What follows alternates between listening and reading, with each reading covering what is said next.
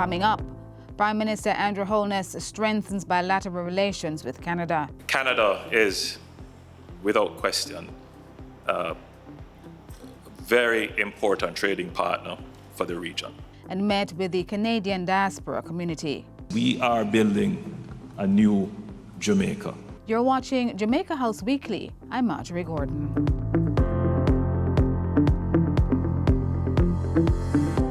Prime Minister Andrew Holness is among regional heads of state calling for stronger bilateral relations with Canada.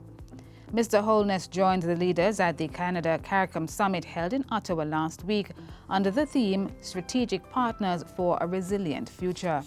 From services, including tourism, to energy, agriculture, there is a strong trading and investment relationship between Canada and the CARICOM region. But I think we can all agree that the relationship can be mutually strengthened, and there is much more to leverage than we are presently doing. A major outcome of the two-day summit is the formation of a strategic partnership between CARICOM and Canada on key areas for development. Jamaica also capitalized on the event with bilateral talks with Canada in the areas of trade and investments, access to finance, and climate resilience. During those talks, Prime Minister Holness also highlighted the need for greater development in transportation logistics and human capital within the region. Clearly, as our economies develop and move more towards services and technological innovation, on both sides, but particularly within the CARICOM region, greater investments are needed in our human resource development, focusing on STEM and innovation technology.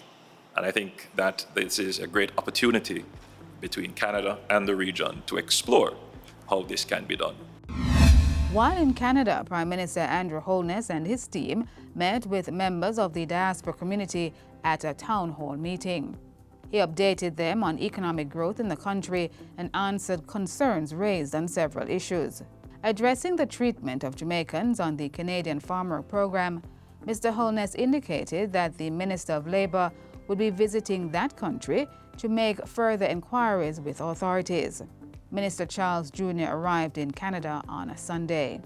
Mr. Holness asserted that if the Farm Work Program was contravening the laws, standards, policies, and expectations of both Canada and Jamaica, that would be addressed. It is a duty of the government, obviously, to take any complaint seriously and to investigate it. We have to work to fix it without prejudice to the people who benefit from the program, meaning the Jamaican farm workers and the Canadian farmers. So I think this is an opportunity to improve the program. The Prime Minister also spoke to the issue of remote voting in the general election for nationals living abroad.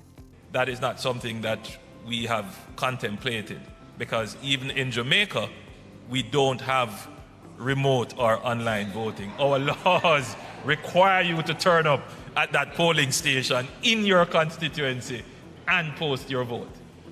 Let me not say post your vote, and put your vote in the ballot box physically. Another concern from Jamaican nationals in Canada was the constitutional reform efforts, including those in the diaspora being able to vote on the referendum for constitutional reform. As long as you are a Jamaican, you can vote in Jamaica if you are registered to vote.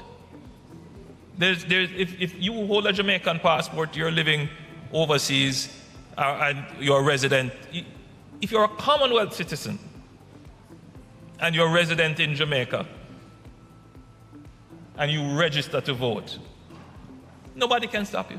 You can vote. Mr. Holness assured the diaspora that despite challenges, good things were happening in the country's development. He, however, asserted that each Jamaican had a part to play in achieving further growth. We have to continue to work at it as a people, and we have to expand and deepen and broaden and strengthen our brand, and we individually have to contribute to it. And that you have a government that understands this and is working strategically towards this. And that's it for Jamaica House Weekly. Be sure to join us next time for more of the news stories coming out of the office of the Prime Minister.